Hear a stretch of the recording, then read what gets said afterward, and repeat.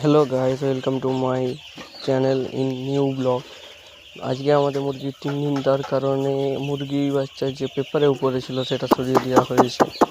আর এই যেগুলো ফাঁকাগুলো ওই জন্যে হয়েছে, কারণ পেপার তুলে দেওয়ার জন্য তো এগুলো সরাতে হবে। আর মুরগি বাচ্চাগুলো কী সুন্দর চারিদিকে ছোটাছুটি করছে, দেখো এদিকটাও তোলা হয়েছে, এদিকটাও তোলা হয়েছে। দুদিকে আছে, কী সুন্দর ছোটাছুটি করছে ওরা এক কাছে। দেখতে পাচ্ছ জড়ো হয়ে গেছে, এই যে ডাকলা মুখে করে চলে এলো কাছকে। কত সুন্দর এরা ছোটা খেলছে। তারপরে আবার জায়গাগুলো বসানো হবে, তার জন্য তোলা হয়েছে। এই পিচগুলোকে ঘাঁটা হবে, ওই জন্য আরও করা হয়েছে। দুদিন মুরগি বাচ্চা পেপারে উপরে থাকে।